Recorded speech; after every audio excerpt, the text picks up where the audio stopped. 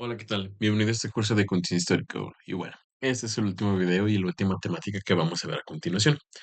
Y a lo largo de todos estos videos, de todas estas presentaciones, estuvimos viendo los cambios significativos, ¿no? Cómo en este caso México se posicionaba, o más bien tenía cierto tipo de características antes de la conquista, cómo ha ido, o cómo fue evolucionando a partir de estos cambios, cómo eran cada uno de los caracteres que tenía cada región, en que se dividía, también las aportaciones que cada una de las culturas tenía y sobre todo, ahora bien, cómo fue cambiando a lo largo de la conquista, ¿no? Cómo se realizó la conquista, las actividades, tanto las azares como la suerte que sucedió para que cayera Tenochtitlán. Y una vez que cayó Tenochtitlán, cómo realmente también hubo la resistencia indígena, que si me la recordarás, que no fue algo pasivo, sino que también, en este caso, lucharon y surgieron cierto tipo de leyendas o héroes que siguen siendo y se siguen tomando en cuenta como estandartes de valentía, de oposición ante lo injusto y cómo realmente la corona española fue imponiendo su poder, aparte de lo militar, es decir, de las luchas constantes con estas revueltas y apaciguarlas a partir de la violencia, o también cómo se ha ido evangelizando y cómo cierto tipo de culturas o prácticas religiosas principalmente dan pie y sobre todo sentido a esto a lo que somos, ¿no?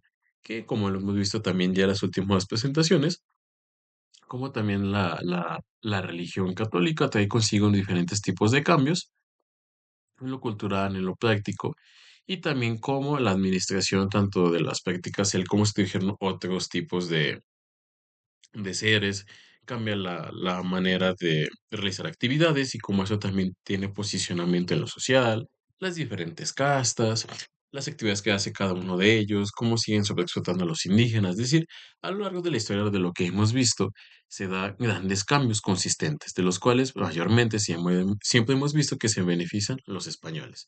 Ahora bien, esto también surge unas preguntas, el realmente cómo se fue conformando la cultura española y mexicana, que como principalmente te lo decía, pues bueno, una impera más que la otra, ¿no? Que en este caso viene siendo la española en comparación de la mexicana.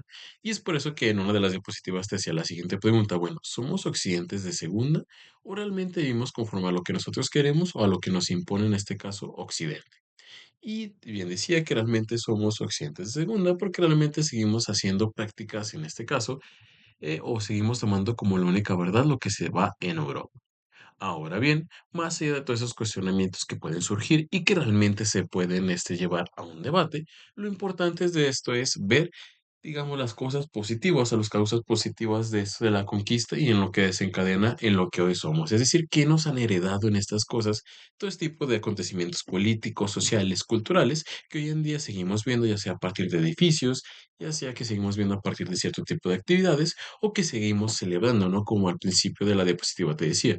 Una cosa es la memoria histórica, que recordemos que hay un día en el cual se recuerdan cierto tipo de emociones, que esta fecha es importante por tal, y otra cosa es la conciencia histórica. La conciencia histórica nos lleva a reflexionar el por qué hace esa actividad, el cómo realmente surgió, qué diferentes, en este caso, participantes lo lograron, y hoy en día cómo se sigue llevando a cabo. Es decir, realmente este tipo de acontecimientos nos dejan un patrimonio, un legado histórico.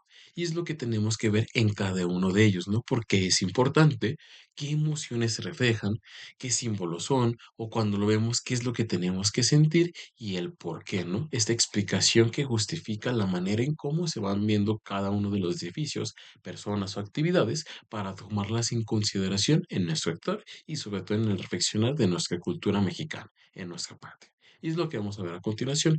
En este caso, ¿qué nos han legado o relegado o que nos han dejado los diferentes tipos de consentimientos que si bien pueden ser violentos, y estoy de acuerdo, fueron bastante violentos, y sobre todo que se siguen celebrando, por ejemplo, el 12 de octubre, el Día de la Raza, pero más allá de eso, ¿qué nos han dejado, no?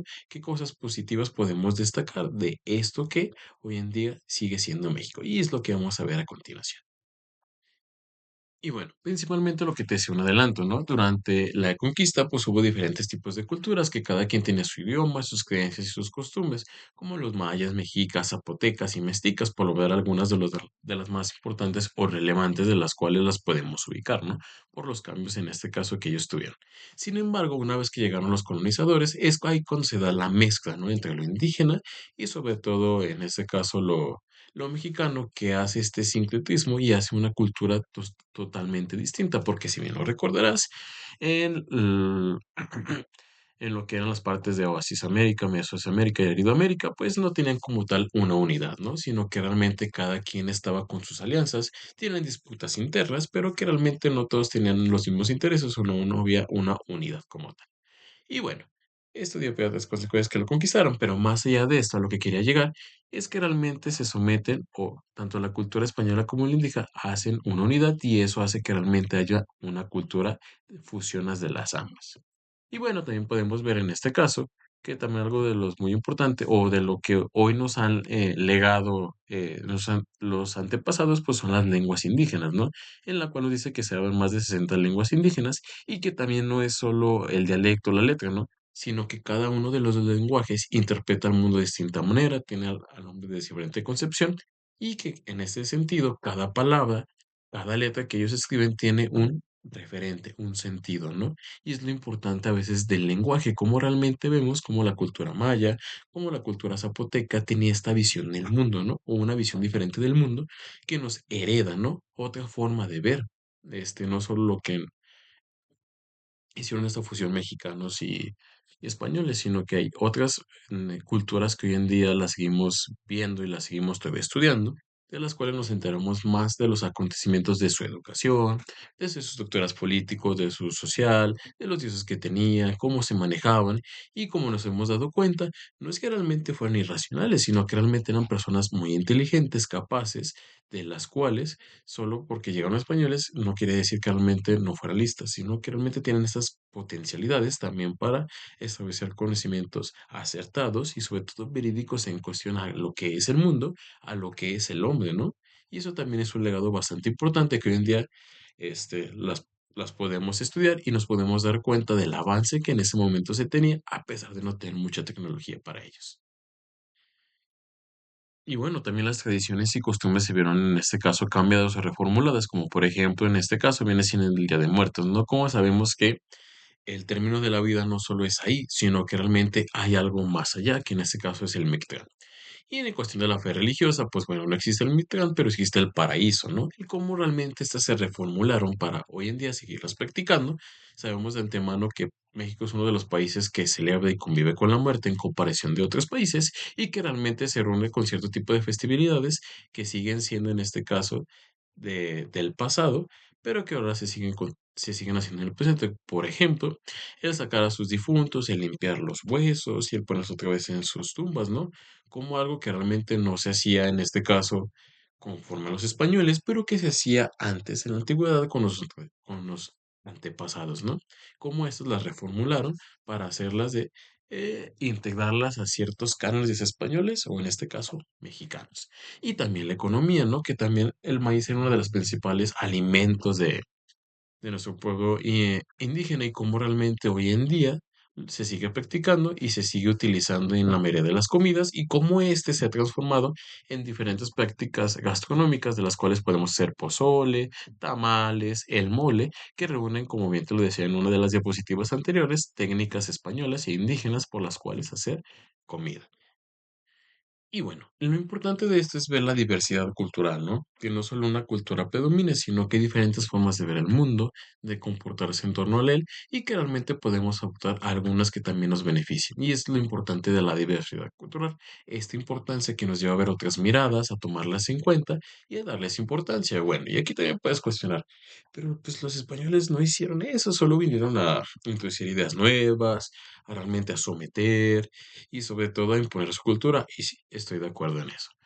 Pero en este caso, lo ideal o lo que se busca es que realmente estas culturas confluyan de una u otra manera y que no haya, como bien lo hemos visto a lo largo de la historia, personas de primera, personas de segunda, personas de tercera, sino que realmente ver que cada una tiene su concepción en torno al mundo y que a lo mejor podemos aprender una de ellas. Pero lo importante de esto, de la diversidad hoy en día, o lo que se pretende a partir de conocer de la historia es saber las diferentes formas que se tenían o lo que se tenía como verdad y cómo esto ha ido cambiando, ¿no? Y cómo esto también cambió la forma de comportarse, de relacionarse políticamente, económicamente y consigo trajo diferentes tipos de actividades que hoy se siguen practicando pero de diferente manera o que se siguen recordando o nos seguimos preguntando el por qué, ¿no? Y esto trae consigo diferentes patrimonios históricos, es decir, se refiere al conjunto de bienes, conocimientos, tradiciones y expresiones, las cuales una sociedad ha heredado a través de generaciones. Es decir, el patrimonio cultural es algo que el pasado te deja, ya sea conjunto de bienes, es decir, algo como tal que puedes palpar, algo que puedes observar y que puedes interactuar con él, o ya sea conocimientos, libros, ideas, tradiciones, es decir, actividades que tú puedes desarrollar y expresiones culturales, ya sea por medio de una pintura, ya sea por medio de una escultura, de un templo que realmente ha sido, en este caso, heredado por alguna de las culturas. Y en México contamos con diferentes tipos de patrimonios desde la época virreinal, culturas prehispánicas, que han sido en este caso moldeados a la identidad y cultura del país.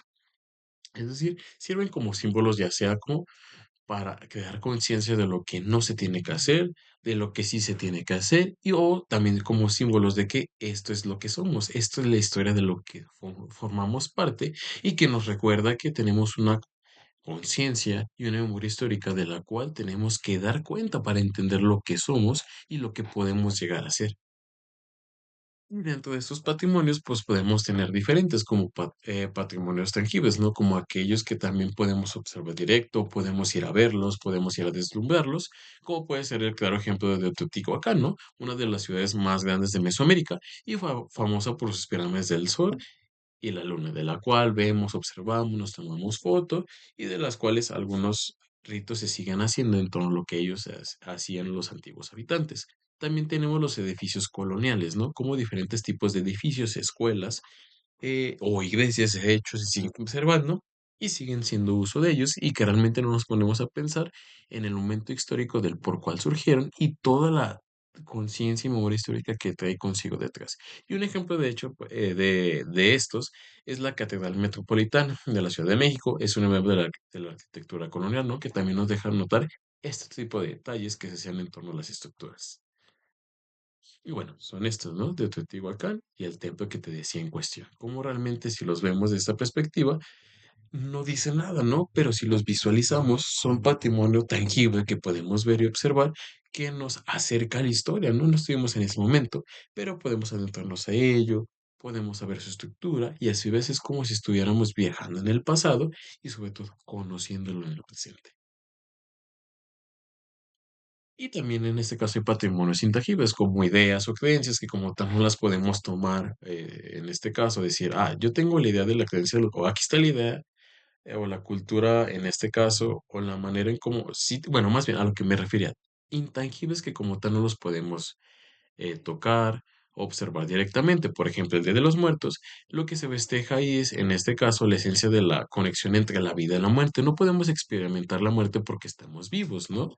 Y es a lo que se refiere. Son intangibles porque realmente son creencias, son ideas, que realmente las vemos reflejadas en diferentes culturas, pero como tal, la idea de la celebración de los muertos no está en algo en concreto, sino está en las diferentes prácticas que se llevan a cabo para realizarlo. Una de ellas es el Día de Muertos, ¿no? Cómo ha cambiado, cómo cierto tipo de prácticas se hacen en un cierto tipo de región de México, como en Michoacán también se celebra, van los panteones, hacen ese tipo de recorrido en comparación de otras entidades de la República Mexicana.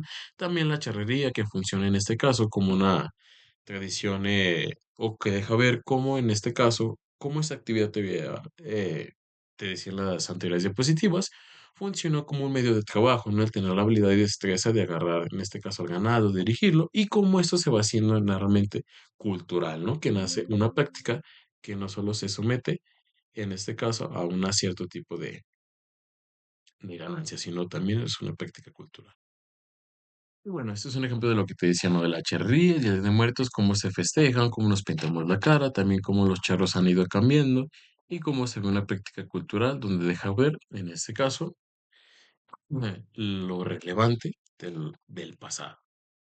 Ahora también lo que también nos han heredado son estos pueblos mágicos, ¿no? Que se toman como pueblos mágicos aquellas entidades o localidades en las cuales los visitantes tienen una experiencia única en cuanto a las cuestiones culturales y en cuanto a lo histórico. Es decir, hay cierto tipo de actividades, o más bien se toma como pueblo mágico aquellas partes o localidades en las cuales se sigue viviendo la historia, se sigue en este caso reviviendo en hacer las diferentes tipos de prácticas igual como los hacían sus antepasados, ¿no? Que había, que hay cierto tipo de oficios de los cuales antes se hacían y hoy en día se siguen haciendo, ¿no? Y es por eso que se les llama pueblos mágicos, porque ofrece, como quien dice, espacios donde las tradiciones siguen vivas y la historia se puede ver en su arquitectura, sus calles y costumbres. Es decir, como si el tiempo no hubiese pasado y realmente se siga viviendo en esa época en la cual se vivió en algún cierto punto. Y bueno, de esos tenemos algunos, como puede ser San Miguel de Allende en Guanajuato, que nos dice que es conocido por su arquitectura colonial, y preservada en las calles en Pedro de San Miguel de Allende, ha sido declarado Patrimonio de la Humanidad por la UNESCO. Es famoso por su carga neogótica y sus festividades culturales, lo que le convierte en un ejemplo claro de un lugar donde se valora. También tenemos Tepoztlán, Morelos, un pueblo donde se rodea de montañas, observa tradiciones prehispánicas, conforme el honor a tal dios, que es Ometochtli, dios del pulque, y también de su mercado tradicional y su cerro del Teposteco. También tenemos al Real de 14, que es de San Luis Potosí, y que en este caso un pequeño pueblo minero que se ha observado sus estructuras de la época colonial. Y también tenemos en este caso la tradición de las peregrinaciones indígenas huicholes, lo que les convierte en un punto de encuentro en el patrimonio tangible de sus construcciones y lo intangible, que en este caso viene siendo sus tradiciones indígenas. Es decir, el legado de la historia pues, nos ha traído tanto patrimonios tangibles que podemos ver, observar, intangibles que son las ideas, en este caso, los ritos culturales que cada uno realiza, y sobre todo nos dan esta incitación, ¿no?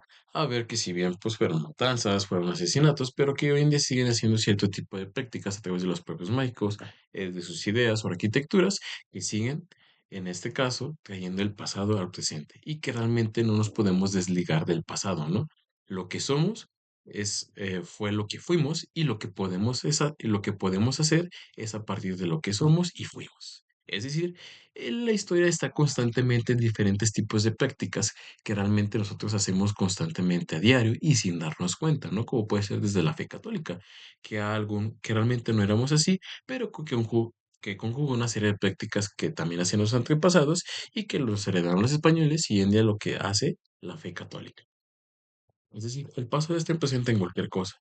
Y me atrevo a decir que cualquiera de las cosas es pasado, porque a partir del pasado o de la historia entendemos, ¿no? Porque hoy es en día lo que es, porque hoy en día, pues, en día no fue ¿por qué tiene esas características? Porque realmente ha ido evolucionando. Cada cosa tiene su historia, ¿no?